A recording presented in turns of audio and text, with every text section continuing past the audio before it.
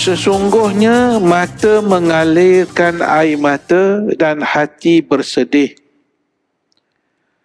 Tetapi kita tidak boleh mengatakan sesuatu kecuali apa yang diredai oleh Tuhan kita. Dan kami, wahai Ibrahim, sedih kerana berpisah denganmu. Kata-kata Nabi ini, Nabi sebut seperti yang kita bicarakan sebentar tadi, bila berlakunya kematian kepada anak lelaki Rasulullah sallallahu alaihi wasallam. Assalamualaikum warahmatullahi wabarakatuh. Alhamdulillah wa bihi nasta'in. Wassalatu wassalamu ala Rasulillah wa ala alihi wa sahbihi wattabi'ina bi ihsanin ila yaumiddin, amma ba'. Rabbi shrah li sadri wa yassir li amri wahlul 'uqdatam min lisani yafqahu qawli. Rabbi yassir wa la tu'assir, Rabbi tammim bil khair. Wala hawla wala quwwata illa billahil alil azim, wa ba'. Muslimin dan muslimat yang dirahmati Allah, kita sambung perbincangan kita berkenaan dengan akhlak ataupun sifat redha berdasarkan buku Mawsu'ah min Akhlaqir Rasul sallallahu alaihi wasallam yang ditulis oleh Syekh Mahmud Al-Misri, di mana Nabi sallallahu alaihi wasallam mengajar kepada kita keredaan menghadapi qada Allah Subhanahu wa taala. Ketika anak lelaki baginda yang bernama Ibrahim meninggal dunia, baginda bersabda, innal aina tadma' wal qalba yahzan wa la naqulu illa ma yarda rabbuna wa inna bifirakika ya Ibrahim lamahzunun. Maksudnya, sesungguhnya mata mengalirkan air mata dan hati bersedih. Tetapi kita tidak boleh mengatakan sesuatu kecuali apa yang diredai oleh Tuhan kita. Dan kami, wahai Ibrahim, sedih kerana berpisah denganmu. Kata-kata Nabi ini, Nabi sebut seperti yang kita bicarakan sebentar tadi, bila berlakunya kematian kepada anak lelaki Rasulullah sallallahu alaihi wasallam yang namanya Ibrahim. Namanya Ibrahim. Dan kata-kata yang Nabi sebut ini setelah seorang sahabat Nabi yang bernama Abdurrahman bin Auf, orang kaya yang terkenal. Dia kata kepada Rasulullah sallallahu alaihi wasallam, bila Abdurrahman bin Auf ni tengok Nabi menangis, Abdurrahman bin Auf kata, wa anta ya Rasulullah, dan engkau juga wahai Rasulullah. Maksudnya, cara Nabi itu macam cara kebanyakan orang lain, iaitu bila ada insan yang disayangi, dikasihi, menangis. Lalu Rasulullah SAW jawab, "Ya ibn Auf, innaha rahmatun." Wahai Ibnu Auf, yakni Abdurrahman bin Auf, innaha rahmah. Yang berlaku itu adalah sifat rahmah, sifat kasih sayang yang lahir daripada seorang yang disebut sebagai manusia, sebagai insan. Kerana kita faham, kita memahami bahawa pada diri Nabi SAW itu, kita kena faham dia adalah juga pada masa yang sama manusia biasa. Ada sedih, ada marah, ada sayang, ada kasih, ada kecewa, ada gembira. Maka sifat yang lahir daripada Nabi itu ialah merasa sedih dan duka cita dengan kembalinya Ibrahim bertemu dengan Tuhannya, dengan Allah Subhanahu wa taala. Justru itu Nabi SAW sebut kita tidak boleh sebut melainkan sesuatu yang menyebabkan Allah Subhanahu wa taala redha. Ada satu hadis yang ada kaitan ataupun hampir maksudnya, hadis yang diriwayatkan oleh Tirmizi dan Imam Ahmad. Saya bila baca hadis ni, fikiran saya teringat peristiwa yang berlaku di Gaza hari-hari yang dilalui oleh sahabat-sahabat kita, oleh saudara-saudara kita di Gaza. Dan saya fikir bila tuan-tuan dan puan-puan mendengar hadis ini pun, tuan-tuan akan merasa perasaan yang sama. Kita baca hadis ni. Hadis riwayat Tirmizi dan juga Imam Ahmad. Rasulullah SAW bersabda, "Idza mata waladul 'abdi qala Allahu li malaikatihi qabattum walada 'abdi."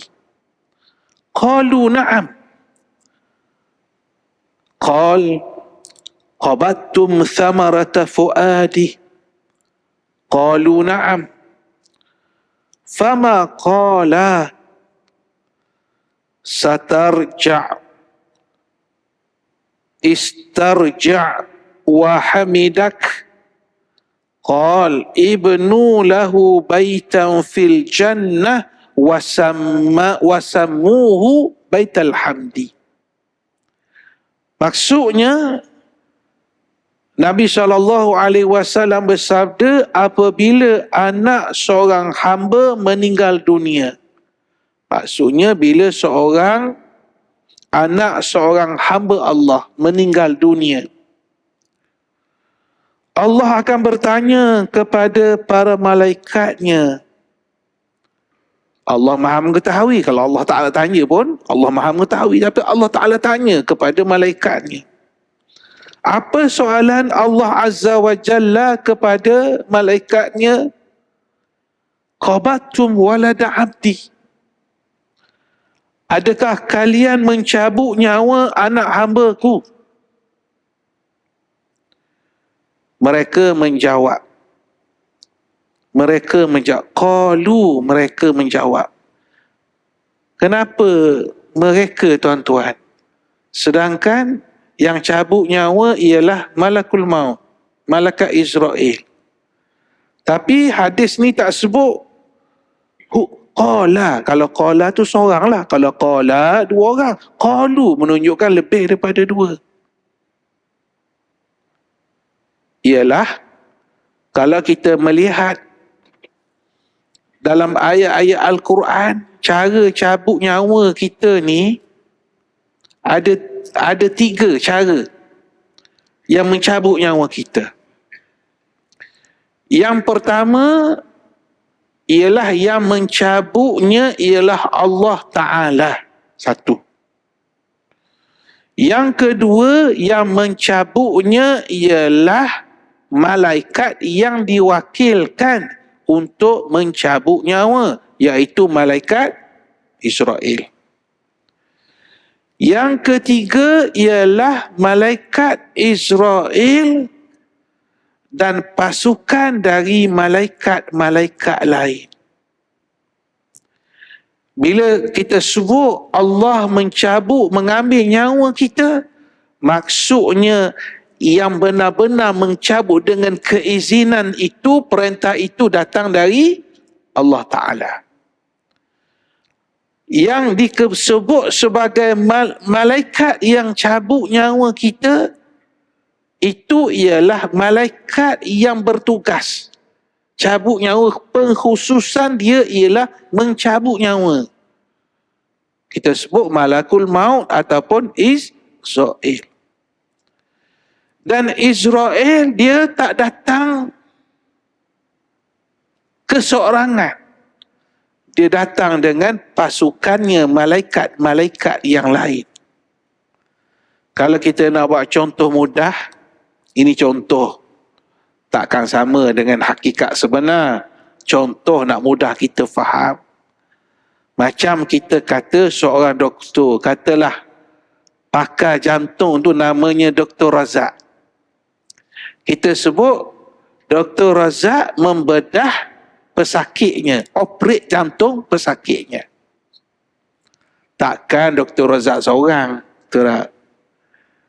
Dr. Razak kalau operation tu yang susah, yang sukar, akan dibantu oleh pasukan doktor lain. Ataupun paling kurang oleh pembantu-pembantu perubatan jurawat paling kurang. Itulah kita nak ambil mudah, contoh mudah untuk kita faham. Satu sudut yang kita boleh faham di sini ialah mencabut nyawa manusia ini satu urusan besar. Bukan urusan kecil, satu urusan besar. Baik, kita kembali kepada hadis yang kita baca ini. Jadi bila Allah Ta'ala bertanya, kalian mencabut nyawa anak hamba-Ku, mereka menjawab, ya. Lalu Allah bertanya lagi, soalan kedua, adakah kalian mencabut nyawa buah hatinya, thamaratu fuadi, buah hatinya orang yang dia sayang? Malaikat menjawab, na'am, ya Allah, betul. Fama qal, lalu apa yang disebut oleh hamba aku ini, yang hamba aku ini kehilangan anak yang dia sayang? Malaikat jawab,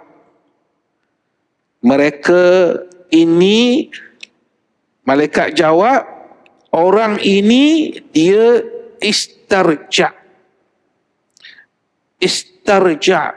ataupun istirja, maksudnya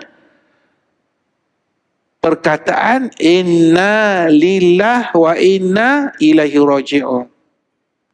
Inna lillah wa inna ilaihi raji'un. Wa hamidak, dan dia masih mampu memuji dan memuja kamu ya Allah. Apa jawab Allah Subhanahu wa ta'ala? Malaikat jawab, ibnu lahu baitan fil jannah, binalah kepadanya satu bahligai, satu istana di syurga, namanya Baitul Hamdi. Namanya ialah rumah kepujian. Kenapa saya sebutkan tadi?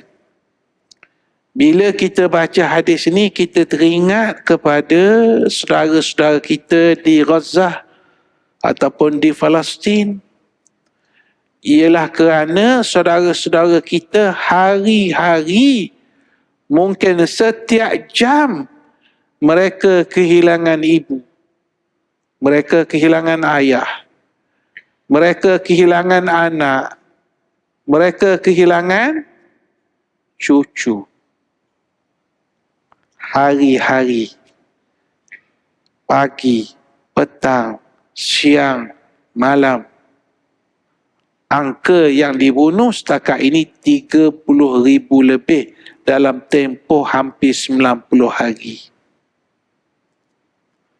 Dan yang tidak ditemui setakat ini 8,000 orang di bawah runtuhan. Kemudahan tidak ada, air tidak ada, makanan tidak ada, jentera tak cukup. Kadang-kadang ketika sedang mencari bawah runtuhan, serangan masih dibuat. Hari ini, dalam beberapa jam tadi, seorang wartawan Al Jazeera yang terkenal, namanya Wa'i Ad-Dahduh, tubuh besar macam tu, kalau tuan-tuan biasa ikuti dalam Al Jazeera, tubuh yang besar, begitu umur 50-an. Sebelum ni dia kematian anak, kematian isteri, kematian mak, berapa bulan rumah dibom. Hari ini kehilangan seorang lagi anaknya yang tua, umur dalam 20 tahun, yang menjadi wartawan, yang tentera rejim Israel, negara haram Israel, dengan sengaja menyerang sekumpulan wartawan yang sedang membuat liputan. Jadi kembali apa yang kita nak sebut di sini, ini perkara yang kita lihat ada setiap hari, dan kita lihat kekuatan sahabat-sahabat kita ni, kekuatan yang luar biasa. Kekuatan apa ni? Kekuatan apa ni? Inilah yang dikatakan kekuatan iman. Inilah yang disebut apabila ditimpa kepada mereka musibah yang mereka sebut tak putus daripada lidah dan kata-kata mereka, ialah inna lillah wa inna ilaihi raji'un. Justru itu Suhaib radhiyallahu anhu meriwayatkan bahawa Rasulullah sallallahu alaihi wasallam menggambarkan orang mukmin ni, mereka ni orang mukmin ni, urusan orang mukmin ni sangat ajaib, sangat luar biasa. Ajaban li amril mu'min, inna amrahu kullahu khair, wa laysa dhaka li ahadin illa lil mu'min, in asabathu sarra syakara fakana khairan lahu, wa in asabathu dharra sabara fakana khairan lahu. Sungguh menakjubkan urusan orang mukmin. Sesungguhnya setiap urusannya adalah kebaikan. Hal ini tiada pun seorang pun kecuali pada diri orang mukmin. Apabila dia mendapat kesenangan, dia bersyukur, maka hal itu baik baginya. Apabila dia ditimpa kesusahan, dia bersabar, maka hal itu baik baginya. Hadis riwayat Imam Muslim. Jadi pakaian orang mukmin, orang beriman, pakaian mereka ialah pakaian syukur. Pakaian mereka ialah pakaian sabar. Dua jenis pakaian yang sentiasa dipakai oleh orang-orang mukmin, orang yang beriman kepada Allah, orang yang yakin kepada janji Allah Subhanahu wa ta'ala. Ini yang kita sebut redha dengan ketetapan qada dan qada Allah Subhanahu wa ta'ala. Satu lagi bentuk redha ialah redha dengan apa keputusan yang dibuat oleh baginda sallallahu alaihi wasallam. Seperti satu kisah yang luar biasa yang kita lihat, yang diceritakan oleh Anas bin Malik, seorang yang berkhidmat kepada Rasulullah sallallahu alaihi wasallam selama 10 tahun.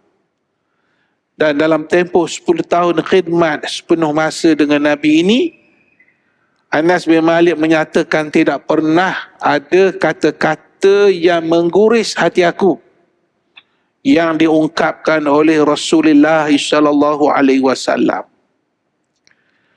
Anas bin Malik cerita selepas perang Hunain, sekelompok orang daripada golongan Ansar menunjukkan rasa tidak puas hati apabila Allah memberi harta rampasan kabilah Hawazin kepada Rasulnya.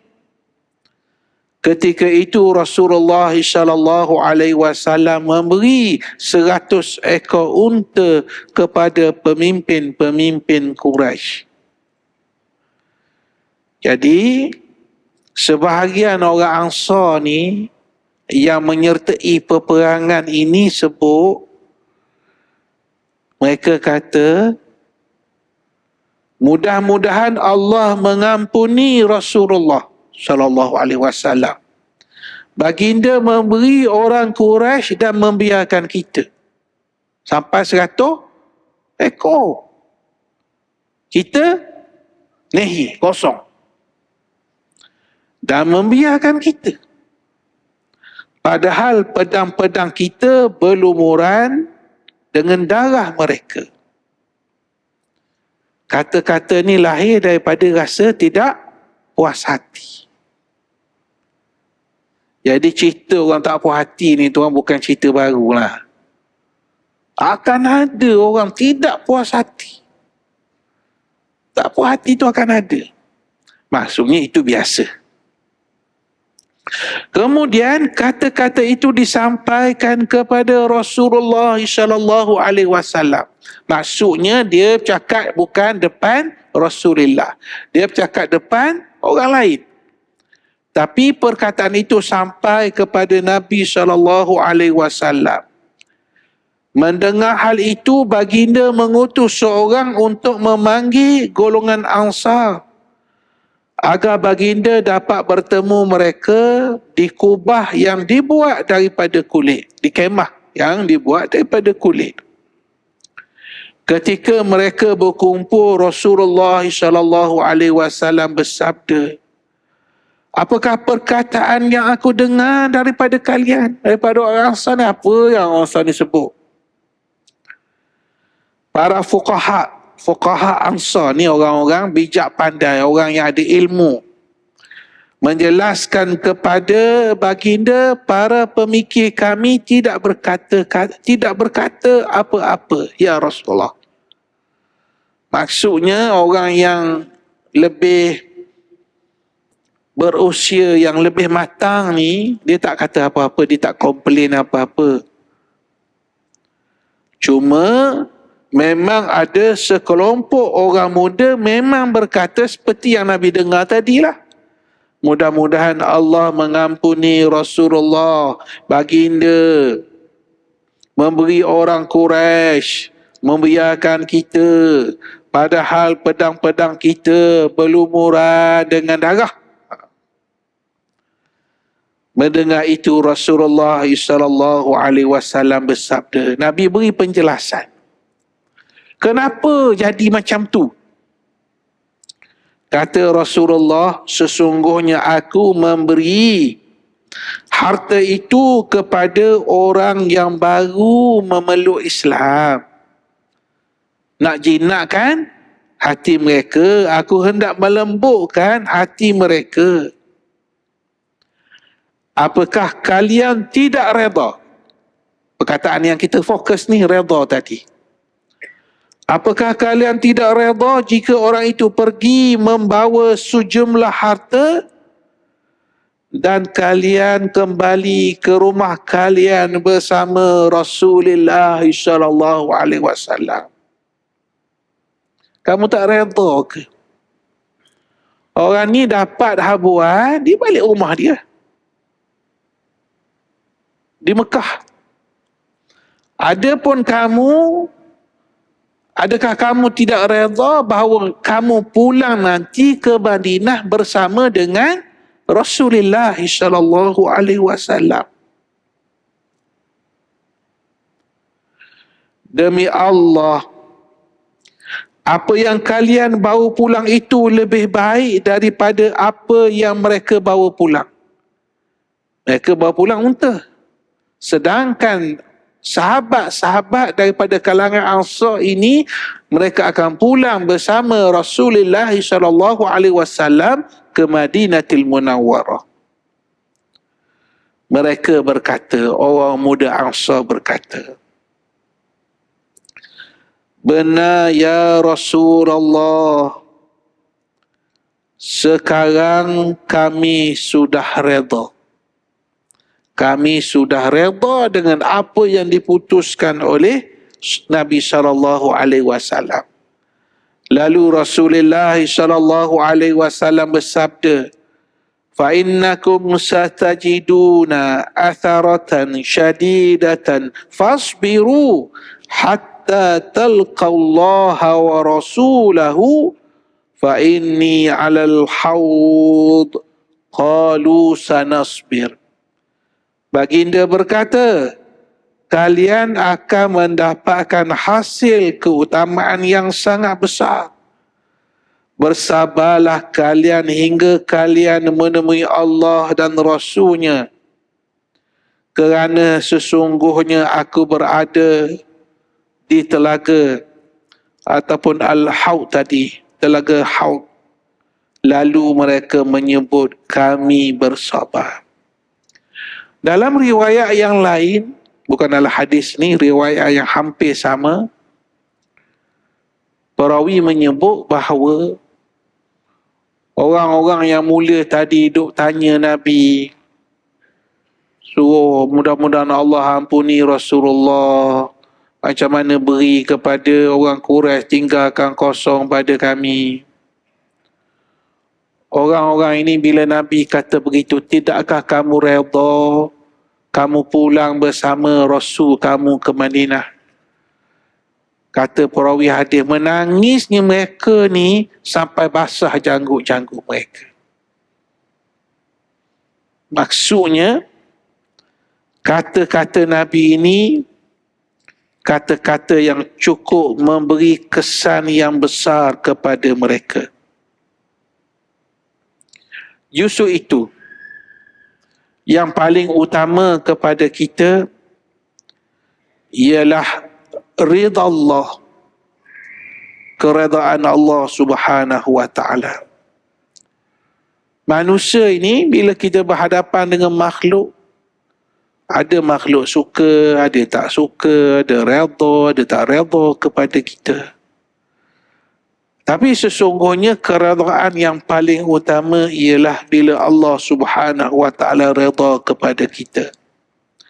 Seperti mana Allah sebut dalam surah Al-Fath ayat 18, laqad radiyallahu 'anil mu'minina idh yubayi'unaka tahta asy-syajara fa'alima ma fi qulubihim فأنزل السكينة عليهم وأثابهم فتحا قريبا.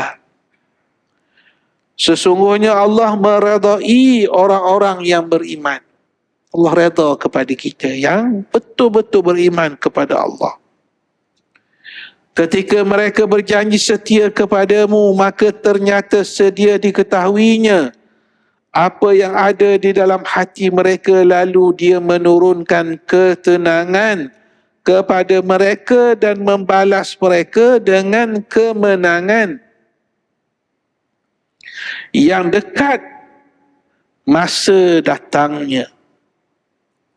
Surah Al-Fath ayat 18. Seperti yang kita ketahui, Al-Quran ni dia satu mukjizat. Mukjizat Allah. Dia berbeza dengan kitab-kitab samawi yang lain. Kitab Taurat, kitab Injil. Kitab-kitab itu bukan mukjizat. Dia memang membawa ajaran dia, tapi dia bukan mukjizat. Mukjizat dia disokong dengan benda-benda lain. Mukjizat hissi, benda mukjizat yang nampak. Ular, tongkat bertukar menjadi ular. boleh merawat orang yang penyakit sopak, penyakit kusta, benda yang nampak. Tapi Al-Quran, dia satu mukjizat yang Allah Ta'ala berikan. Antaranya ialah bila kita membaca ayat ini, kita cuba tadabbur, baca dengan perlahan, dengan tenang, ia akan membuahkan kepada kita pelbagai pengajaran. Contoh ayat yang kita baca ini. Ayat kita baca ni sebenarnya berkisar kepada orang yang buat bai'ah, taat setia kepada perjuangan Rasulullah SAW. Betul lah. Dari sudut kita sebut asbabun nuzul, begitulah. Tapi tidak semua ayat Quran dia ada asbabun nuzul. Tak semua. Tak semua. Tak semua ayat Quran ada fadilat. Tak semua surah ada fadilat. Jadi orang kata semua surah tu ada fadilat, baca hadis ni, baca hadis tu. Tak betul lah. Tak semua ada fadilat tu ada, tapi tidak disebut semuanya oleh baginda SAW. Tidak semua ayat ditafsir oleh Nabi. Maksudnya adakah Nabi bila baca satu ayat, Nabi pun tafsir? Tak. Nabi baca saja, Nabi baca. Memang ada yang Nabi jelaskan, tapi tak semua Nabi jelaskan. Kebanyakan Nabi baca dan Nabi tinggalkan kepada kita. Contoh ayat Al-Fathi ini, surah Al-Fathi. Satu ayat ni tuan-tuan banyak pengajaran. Yang pertama ialah Allah Ta'ala sebut di sini, perkara yang paling penting bagi kita manusia ini ialah redha Allah Subhanahu wa Ta'ala kepada kita. Satu. Yang kedua, Allah Ta'ala sebut fa'alima ma fi qulubihim, yang betul-betul tahu apa dalam hati kita ni Allah Ta'ala je. Orang paling dekat dengan kita pun, walaupun dia paling dekat pasangan kita, tapi dia tak boleh baca seluruh apa yang ada dalam hati kita. Tak mungkin. Agak boleh lah. Dah kahwin lama apa semua, pasangan dah kahwin 40 tahun, 50 tahun, betul. Tapi secara jelas tak akan tahu. Tapi Allah Ta'ala kata fa'alima ma fi qulubihim. Allah Ta'ala tahu apa dalam hati kamu. Fa'anzala sakinata alaihim. Dan yang boleh beri ketenteraman as-sakinah itu ialah Allah Ta'ala. Yang boleh beri ketenangan kepada kita. Yang boleh beri kebahagiaan kepada kita. Sebab itu salafus salih menyebut, dia kata kalaulah orang-orang zalim itu mengetahui betapa hati kita ni sebenarnya berada dalam ketenangan, pasti dibunuh kita. Tapi dia tak tahu sebab dalam hati. Ini satu kurniaan yang Allah Ta'ala berikan. Fa'anzala sakinata alaihim. Yang seterusnya ialah wa'athabahum fathan qariba. Dan Allah akan memberi kemenangan yang dekat masa datangnya. Padahal ketika turun ayat ni, belum lagi proses hijrah berlaku, tak hijrah lagi, tak bina lagi. Tapi sudah disebut bahawa akan ada fathan qariba. Akan ada kemenangan yang dekat. Jika kita lihat Nabi kita SAW ini, dia baginda ni bersifat orang yang sangat positif pada masa depan. Nabi melihat masa depan itu dengan pandangan yang sangat jelas. Kita baca dalam sirah, ketika Rasulullah SAW bersama-sama dengan sahabat-sahabat Nabi gali Khandaq, gali parit dalam peperangan yang disebut sebagai Ghazwatul Khandaq, perang parit. Dan Nabi sendiri turun sama-sama menggali. Dan ada satu batu itu cuba dipecah, semua tak dapat. Semua lusa tak dapat. Akhirnya Nabi kata dia akan cuba. Maka Nabi pukul. Dan setiap pukulan itu, Nabi kata, bila aku pukul ni aku nampak kemenangan di Rom. Aku nampak istana di Parsi kemenangan kepada orang Islam. Sehingga hancur, pecah batu itu. Tapi Nabi sudah melihat benda-benda yang akan datang. Nabi beri berita busyra, berita gembira. Sebab tu Quran banyak sebut bila mereka diazab, mereka dihina, mereka diseksa, sahabat-sahabat bertanya, mata nasrullah? Ala inna nasrallahi qarib. Bila nak datang kemenangan Allah ni? Bila Allah nak beri kemenangan? Sesungguhnya kemenangan yang Allah janjikan itu adalah qarib, adalah dekat.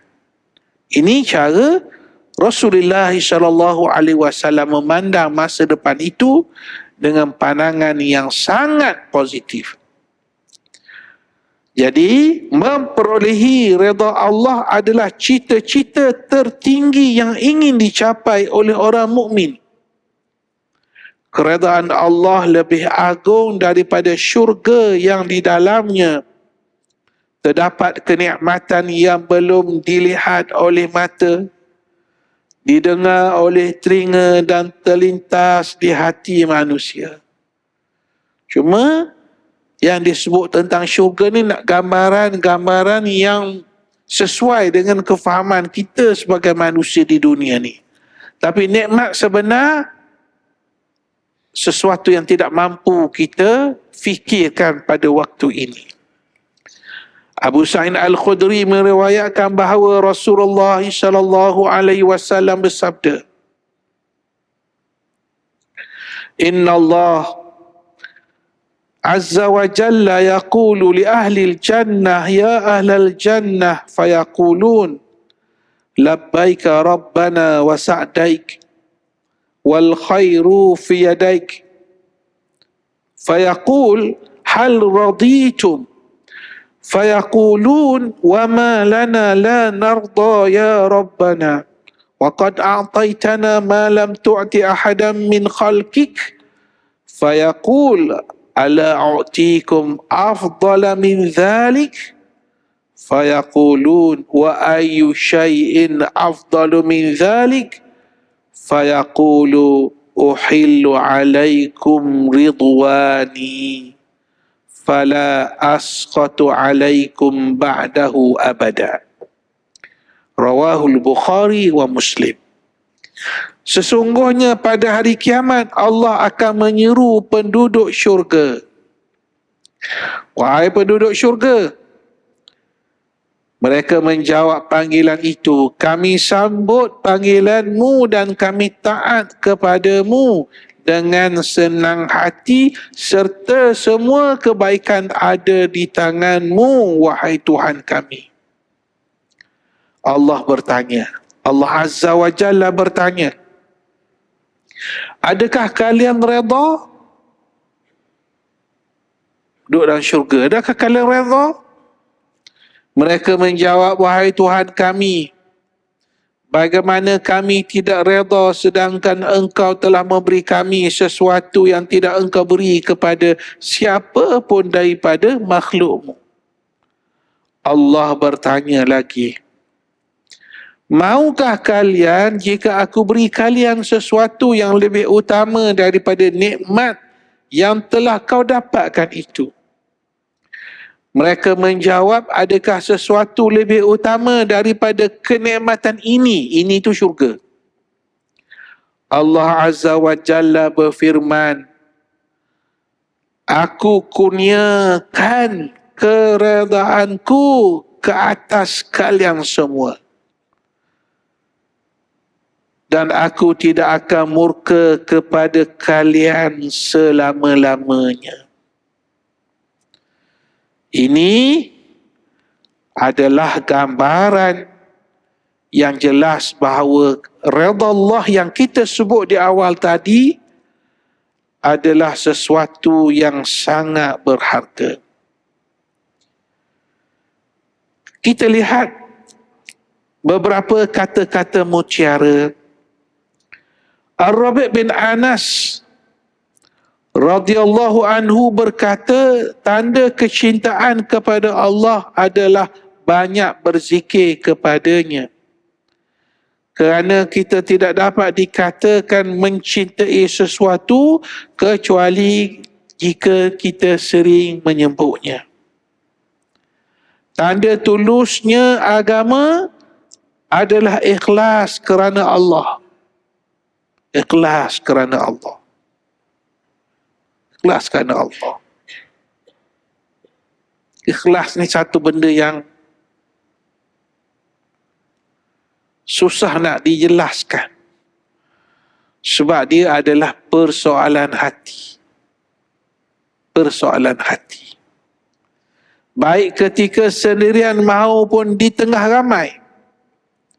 Dan tanda syukur adalah redha dengan takdir Allah dan menerima takdirnya.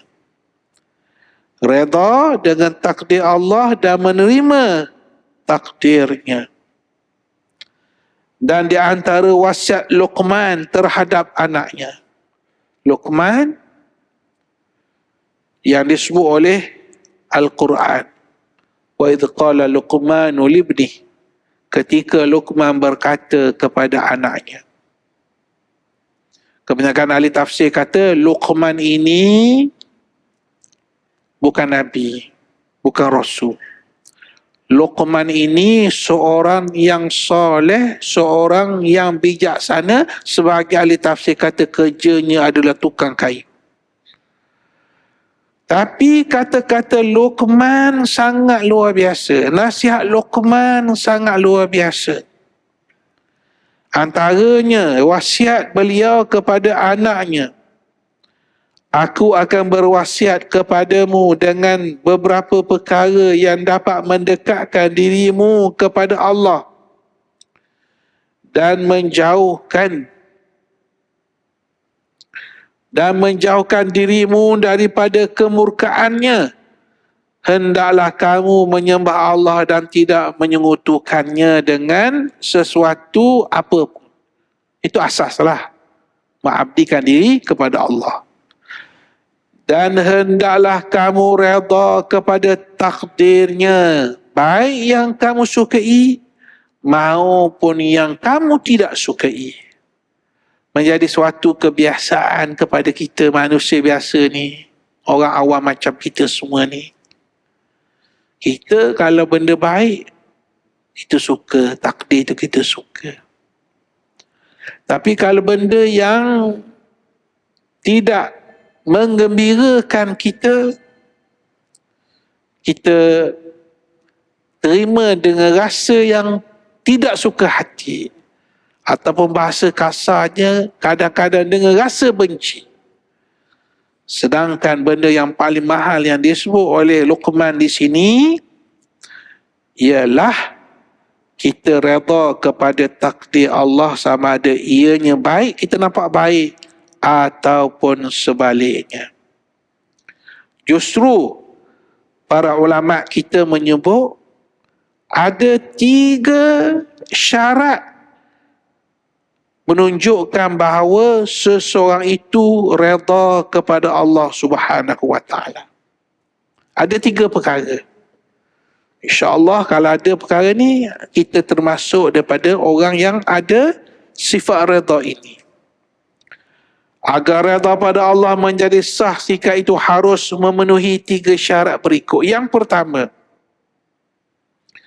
bersikap sama dalam menerima nikmat dan cubaan dari Allah, kerana dengan begitu dia dapat mengakui pilihan Allah Subhanahu wa ta'ala adalah terbaik untuk dirinya.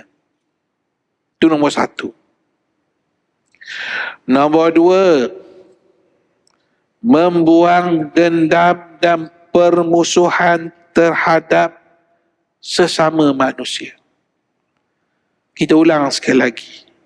Membuang dendam dan permusuhan terhadap sesama manusia, kecuali jika terjadi penghinaan terhadap perkara yang berhubungan dengan hak Allah dan Rasulnya.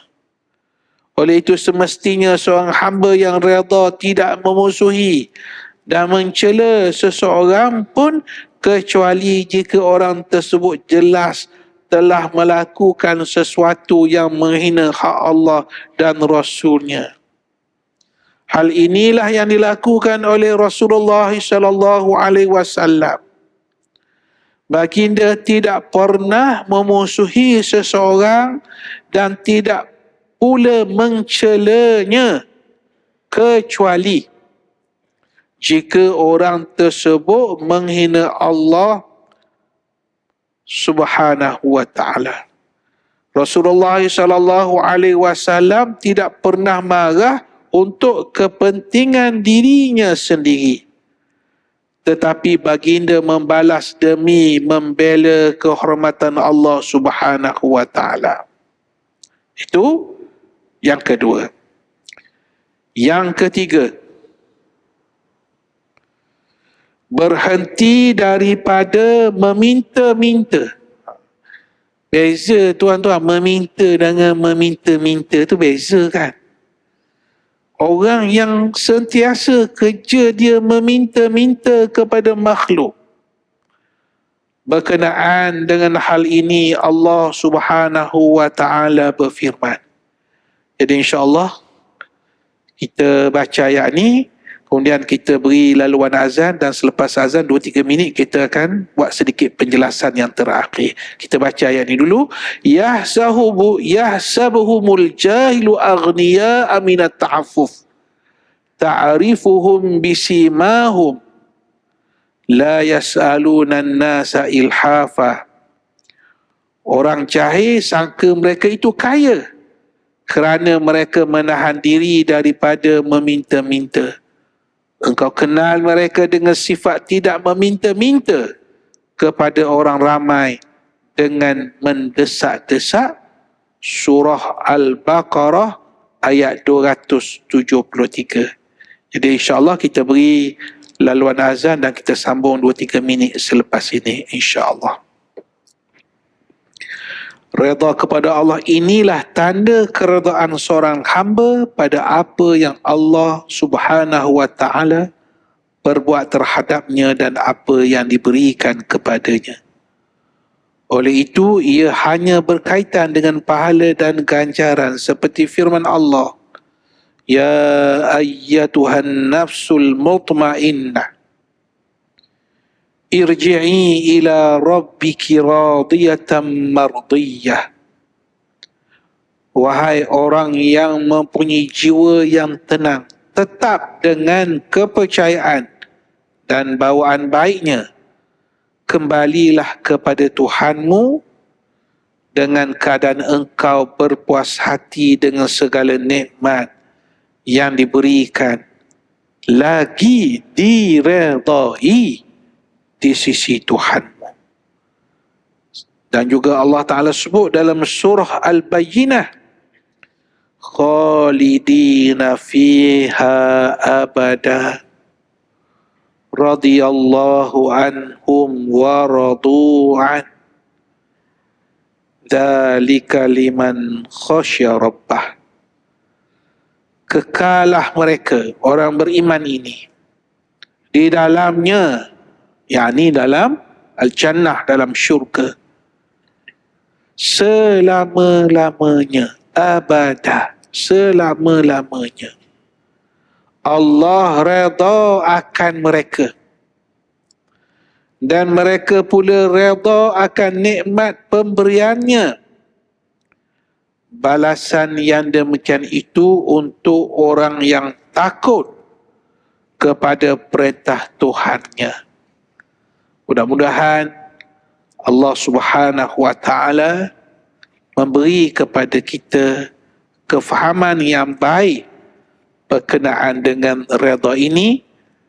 Antaranya ialah redha dengan apa yang telah ditetapkan oleh Allah Subhanahu wa taala, redha dengan kurniaan Allah baik ataupun sebaliknya, dan sentiasa meletakkan Allah Subhanahu wa taala sebagai sesuatu yang perlu kita capai, yakni keredaan Allah Subhanahu wa taala. Jadi sekadar itu bacaan kita pada kitab Mausu'ah min Akhlaqir Rasul berkisar pada tajuk redha. InsyaAllah kita sambung bulan hadapan pada maudhu' ataupun tajuk yang lain, insyaAllah biiznillah. Aqulu qali hadza wa astaghfirullahal azim li wa lakum. Wassalamu alaikum warahmatullahi wabarakatuh.